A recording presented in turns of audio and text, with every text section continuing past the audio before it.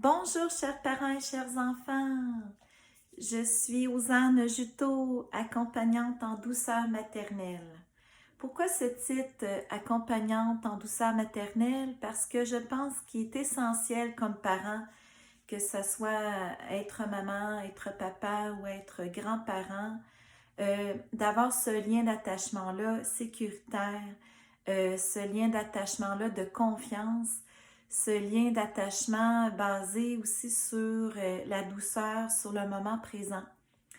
Alors, je suis un peu dans plein de réflexions actuellement et j'ai trouvé le titre du petit livre de naissance de ma fille aînée qui s'appelle Alix, qui a 5 ans.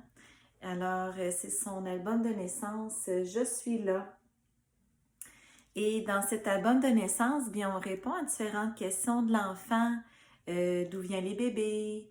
J'ai grandi dans ton ventre, j'ai déjà été dans ton ventre, tu étais dans mon utérus, voici l'histoire de ta naissance. Fait que ça amène tellement de belle magie, puis des moments de discussion, d'histoire qu'on peut faire avec son propre enfant, de se rappeler ces histoires-là parce que le temps passe vite. Le temps passe vite, puis on est, comment dire, programmé dans un système, disons qu'on parle du système d'éducation, le système conventionnel de l'éducation, qui dit que l'enfant doit atteindre des cibles de réussite en lecture, écriture, mathématiques. Et là, on ajoute aussi un programme d'éducation à la sexualité. On amène aussi le fait de les préparer à tout ce qui est l'intelligence artificielle, toutes les technologies qui vont transformer le milieu du travail, le milieu de l'emploi. Alors, c'est comme si de plus en plus l'humain, cet être d'émotion et d'intuition, ben on le tasse. On le tasse parce qu'on considère que ce n'est plus nécessaire, étant donné que il y aura des machines, il y aura l'intelligence artificielle qu'on pourrait nommer bêtise artificielle, parce que cette bêtise artificielle-là n'a pas justement ce côté émotif, même s'il peut répondre à des questions basées sur les émotions.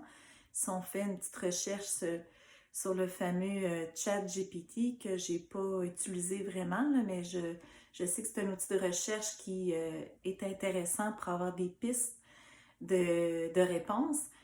Mais il faut toujours penser que c'est une bêtise artificielle. Fait qu'on va nous emmener ces solutions-là de plus en plus pour répondre à des problèmes. Fait que si on veut répondre aux problèmes d'éducation, à la sexualité des enfants qui vivent des agressions sexuelles, qui ne comprennent pas c'est quoi le consentement, qui connaissent peu la transformation de leur corps, qui sont trop exposés aux écrans, qui ont l'enjeu aussi de l'hypersexualisation autour d'eux, que ce soit autour de leur fratrie, que ce soit dans la sphère publique, que ce soit à l'école. Je veux dire, ma fille va à l'école en maternelle, puis elle me rapporte des phrases qui ne sont pas de son âge, que ce soit des expressions, que ce soit une manière, un discours sexuel que des élèves plus grands amènent sur la cour d'école, sans nécessairement chercher à dominer, mais qui elle, ne rentre pas dans ses propres connaissances parce qu'elle n'est pas dans une phase de puberté, elle est avant la puberté, tu sais. Alors, comme j'ai mentionné l'autre vidéo, il y avait la question de la pensée magique, cette pensée magique-là qui est essentielle dans la construction des connaissances, qui est avec la pensée plus rationnelle, avec la pensée des histoires que l'enfant s'invente. Après ça, il vit sa période de latence à partir de 7 ans jusqu'à 11 ans pour développer ses connaissances plus rationnelles autour de lui. Alors, cette période de latence-là, elle est essentielle aussi à respecter. Ça ne veut pas dire qu'on rentre déjà dans un discours technique explicite, que ce soit au niveau de la sexualité, que ce soit sur d'autres sujets, d'autres enjeux de société. Parce que l'enfant, il faut le prendre comme un enfant, il ne faut pas le prendre comme un adulte en devenir. Alors, c'est un peu ça, je trouve, qui est l'erreur du système conventionnel. C'est comme si on le voit, on veut le préparer à plein d'enjeux, mais qui ne le concernent pas. Que ce soit des enjeux sociaux, des enjeux politiques, des enjeux économiques, environnementaux. Alors, on les bombarde d'informations, on les surstimule, puis en fin de compte, ça ne rejoint pas l'enfance, ça ne rejoint pas son édition, son cœur d'enfant. Alors, c'est un peu mon introduction. Ça m'a amené à réfléchir sur, justement, emmener de la magie pour répondre aux questions de l'enfant, que ça soit sur ses origines, que ça soit sur son lien qu'il a avec maman ou papa. Puis, j'ai toujours, disons, un regard critique sur le programme d'éducation sexualité que je vais vous présenter par ces vidéos en vous nommant la deuxième incohérence, qui est de traiter de sexualité auprès d'un enfant prépubère, alors qu'il n'est pas du tout dans sa phase de puberté. Alors, comme entrée de jeu, j'ai toujours le livre sur lequel que je pose mon argumentaire. Alors, l'éducation sexuelle à l'école de Sophie Audugé et Maurice Berger, que je recommande à tous les parents ou les adultes qui sont près d'enfants de l'obtenir et de le lire. C'est très bien vulgarisé. Et vous savez, des situations qui sont vécues dans les écoles là, qui créent une dissonance ou une effraction chez l'enfant.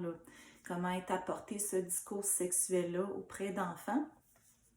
Et bien sûr, je suis toujours dans les contenus, parce qu'il y a 5 grands thèmes, comme j'ai nommé. Alors, les contenus détaillés du programme d'éducation sexualité qui est disponible en ligne. Alors, ça, c'est un document qui est destiné aux parents.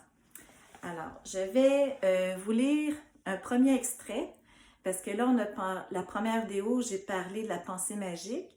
J'ai introduit un peu la période de latence.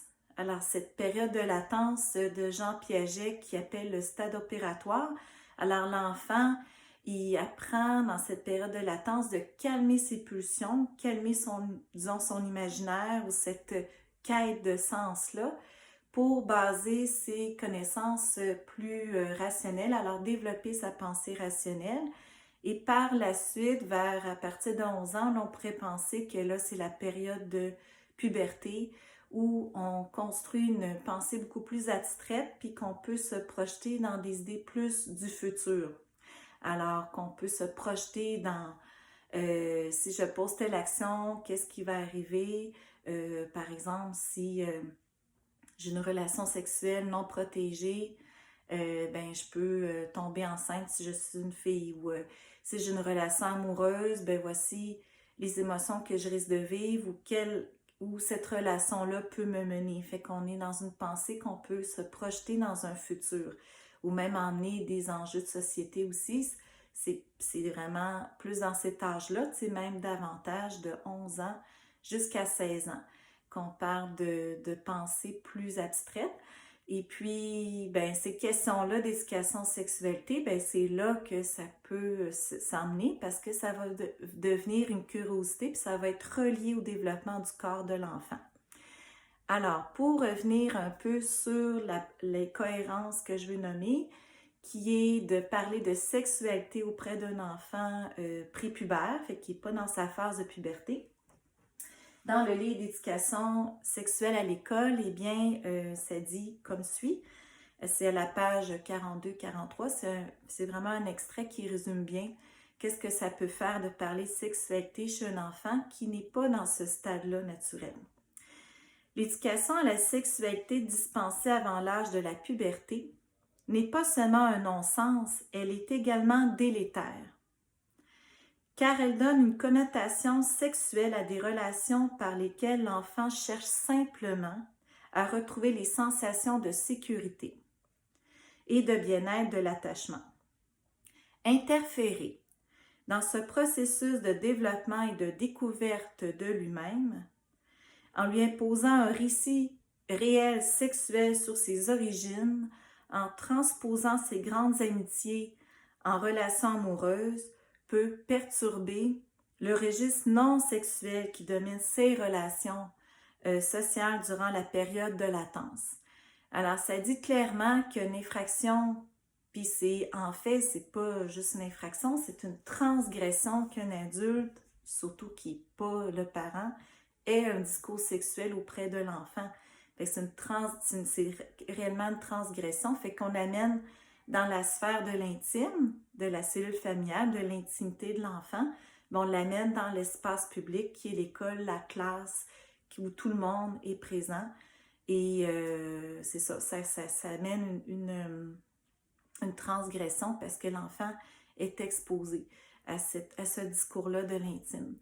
Et puis, dans le programme d'éducation en sexualité, ce que ça dit, c'est que on a le thème croissance sexuelle et image corporelle. Eh bien, on va nommer des parties sexuelles externes et internes. C'est comme, par exemple, que ce soit au préscolaire, on va dire vulve, vagin, je pense qu'on peut nommer ovaire. En tout cas, si on le voit dans la partie, l'appareil reproducteur interne, beaucoup plus détaillé que juste de dire, ben, tu une petite graine qui grandit dans l'utérus, puis les filles ont un vagin et les garçons un pénis. T'sais, pour un garçon, on va parler de pénis, testicule, scrotum. Fait que tu sais, c'est très précis, dans un vocabulaire plus élargi. Puis, on va parler aussi des fonctions des organes sexuels. Fait que, on ne parle pas juste, évidemment, la fonction, et c'est pas d'emmener cette fonction-là. On ne devrait même pas le nommer à l'enfant. C'est une fonction d'élimination que l'enfant a à cet âge-là. Fait que c'est ça. Fait qu'on parle de reproduction. Puis, tu sais, toujours dans le même thème, grossesse et naissance en deuxième année. Bien là, on veut comprendre le phénomène de la conception. Fait qu'on va dire carrément, je vais juste trouver ma ressource d'information, c'est que, c'est ça, on va y aller, tu sais, disant qu'il y a on va nommer les parties internes et externes, mais où on va aussi expliciter que c'est le spermatozoïde qui rencontre l'ovule, dans l'ovaire, dans le système reproducteur féminin. On va aussi dire que le pénis rencontre le vagin, rentre dans le vagin. Fait que, tu sais, on va vraiment aller dans quelque chose de détaillé et technique. Puis ça, c'est dès la deuxième année. Fait que, tu sais, c'est comme si on considère que que l'enfant doit connaître ça, cette technique-là, cette explication-là détaillée. Fait que ça peut rentrer en effraction parce que l'enfant n'est pas dans cette pensée-là abstraite. Fait que c'est ça qui est nommé ici. Puis, disons que, c'est ça, c'est comme emmener un registre sexuel qui n'est pas prêt à entendre parce qu'il n'est pas dans sa phase de puberté. Fait que c'est un peu un autre discours que, disons, comment je pourrais expliquer? Tu sais, c'est sûr que comme parent, je pense naturellement, on va y aller avec les questions de l'enfant. Si l'enfant veut plus comprendre, bien, on peut aller avec un livre de biologie.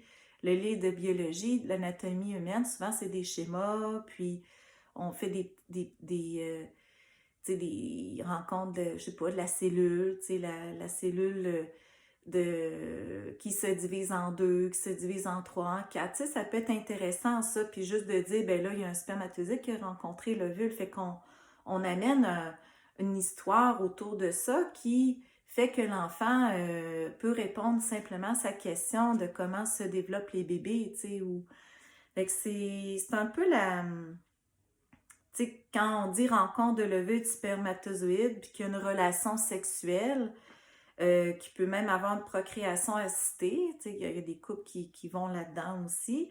Fait que ça s'implante dans l'utérus. Fait que, tu sais, c'est très... c'est ça. On rentre vraiment dans quelque chose qui est explicite. Puis, ce qui arrive, c'est que dans le thème grossesse et naissance, c'est qu'on parle de... Je vais vous lire un autre extrait. Là, c'est toujours... Là, je vous parlais de la deuxième année, là, qu'on rentre dans l'aspect reproduction technique. Mais à 4-5 ans, dans le programme, on dit que les enfants qui n'acquièrent pas de connaissances sur la grossesse et la naissance, ben, ils inventent leur propre explication, souvent basée sur des mythes. Alors là, on a une critique vive de la pensée magique de l'enfant.